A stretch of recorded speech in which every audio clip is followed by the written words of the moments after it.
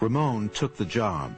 Karen moved into New York's Plaza Hotel and with Ramon sampled some of the sights of the Gotham City. She enjoyed doing the silly things, going to a baseball game with me, seeing the Mets play. Having her name go up on the board was like a big thrill. She started to realize that this is fun.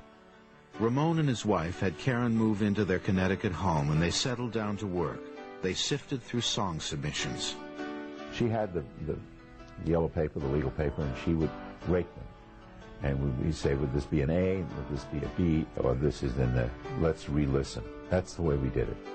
Once they picked the songs, they hunkered into the studio. Karen, as Ramon soon learned, wasn't without her opinions. It's a collaborative effort, and everything about her is collaborative. Nothing do you do alone. And I think it says a lot about Karen at the time. Karen threw herself physically and emotionally into the sessions.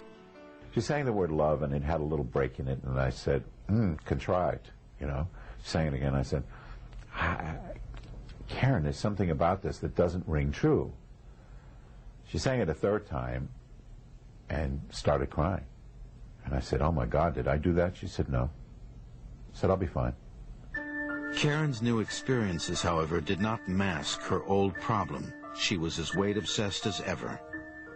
And she brings home a videotape, I think, and we're watching the Olivia Newton-John special, Christmas special, and I forget who the third woman was, but there are 3 women on stage, she being one of them. And she says, look how, she mentioned, you know, overweight I am, or I look so heavy compared to Olivia. Ramon was incredulous. He thought she was being neurotic, but another instance a few nights later was a lot more serious. She's in my house, it's, I don't know, 12, 1 o'clock in the morning, and I hear this thump. And my house was not very soundproof, so I really heard it from my bedroom at the end of the hall. I come running and I see that Karen is lying on the floor in the kitchen right by the sink. Stupidly, in a way, I did what you're not supposed to do, is obviously to see if she was alive and breathing. And I did carry her in my arms to the couch in the living room, which wasn't far. Stretched her out, called the emergency, and they came. Karen had taken a single sleeping pill, but the dosage was too powerful for her, and she collapsed. Despite these frailties, Ramon didn't think Karen was weak. It's like I tease her about her, there'd be a spot on her shoes, you know. So, oh, get off of my case. She was not without battleground. This girl could stand and battle you pretty good, so she wasn't this weak little frail human being. The album was finished in early 1980. A&M and Richard were anxiously looking forward to hearing it. When it was played in New York, there were people who just jumped up and down. Those same people, some of them, showed up in L.A. and didn't. The L.A. debut in front of the A&M brass was a disaster. There were a lot of people who didn't like it. They didn't like the feel of it. They didn't like the sound of her voice. They didn't like the character of the songs. It wasn't until I saw Richard's face as it was being played back that I realized, boy, we are with a guy who obviously is not comfortable. The decision from Herb Alpert was quick and firm. The album was unreleasable. It would be shelved. Karen was crushed. This was a vital, exciting woman who took it on the chin when we delivered this album, and both of us were devastated. I'll say it, pure fact, we were devastated. It's not an easy thing to be rejected. Nobody likes it, and to be rejected musically in an arena that you feel strong about hurts. It hurts a lot. Karen's professional life seemed to be at a standstill. Her personal life was energized. Seeking some measure of independence, she purchased a condo. She gutted it, remodeled it, and filled it with stuffed animals and other memorabilia. In the spring of 1980, Karen met Tom Burris, a real estate developer, on a blind date. A whirlwind romance ensued, and 3 months later, they were engaged. One of her first calls was to old friend Debbie Vayuso, now Debbie Cudicello. Sit down. Are you sitting down? I said, yeah. She said, well, sit down and make sure. She said, I'm getting married. What do you think about that? Isn't that a gas? I go, wow, finally. And her ring was, I got to tell you this because it was outrageous, her ring went from here to here. It was a big pear-shaped, glorious ring. Karen introduced Tom to Phil Ramone. She said, well, what do you think? And I said, his hair is too neat. I don't trust him. And, of course, you know, now, being a wise guy, but what I was saying is that something didn't ring true.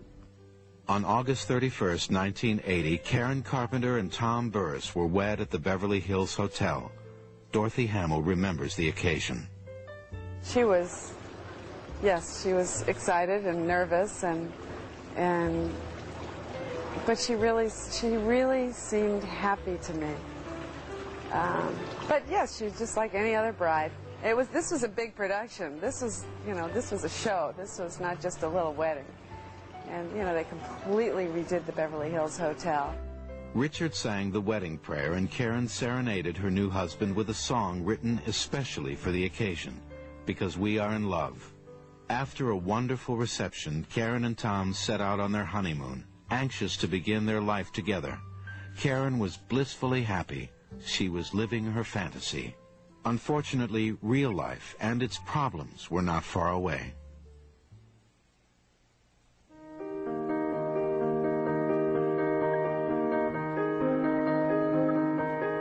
Coming up next. She was great in the hospital. Her spirits were up. She was determined. She seemed healthy as a horse. She was so unbelievably thin.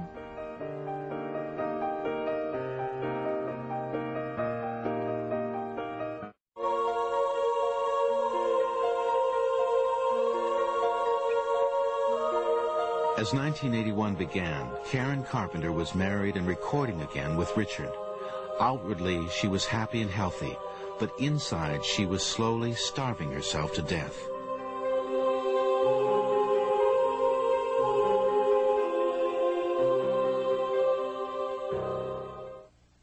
In summer of 1981, a noticeably thin Karen surfaced on the Merv Griffin Show. We were doing a live radio interview with, I forget, wasn't it Steve Boom Boom Cannon, I think? Steve Boom Boom Cannon. Right. Yeah. Boom Boom. And it was live, and he said, so tell me, where did you and Richard meet? On a stack. And what did Richard say? And well, I said in college. Unfortunately, her real-life marriage was falling apart. I think when she got married, she was ready to get married, finally. You know, she said, okay, I'm ready to get married. And Tom was there. So she said, okay, it's you. And I don't think that the love that they had was ever meant to last. It's just that she wanted to be married. She wanted to have a marriage. Part of the problem was Karen's health. An insidious new weapon had been added to her dietary arsenal, laxatives. Karen wasn't able to hide the sickness anymore. Her face looked, I mean, she looked skeletal, you know, but her little body, I mean, just, she was wearing a blouse, and I just gave her a hug as always, but I felt like if I'd gone one more squeeze, it would have crunched, you know? Harold Childs was appalled at Karen's appearance. The last time I saw Karen Carpenter, I was in a cab on Park Avenue, around 57th, and the cab stopped at a light, and it was Karen Carpenter stepping off the curb. And I started to recognize her because she was so thin. Karen was in New York to begin therapy with Dr. Stephen Levenkron, a renowned psychotherapist. The move was precipitated by her realization that she was truly ill, and a final breakup with Tom. Karen's friend, Dorothy Hamill, was alarmed and concerned. She knocked on my door at the hotel in New York. She said she was living there, and I did not recognize her. Karen opened up to Dorothy. She really tried to explain you know, how she would take laxatives, and the things that she would do, which I thought was very brave of her to do that.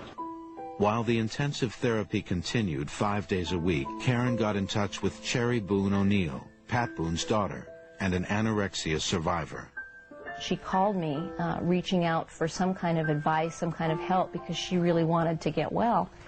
And I was impressed with her honesty, with her kind of simple way of expressing herself. She was very forthright, very matter-of-fact, very You know, I'm determined to get well. I know I'm going to beat this thing. Karen was winning the battle but losing the war. On weekend trips to New Haven, she remained stubborn about eating.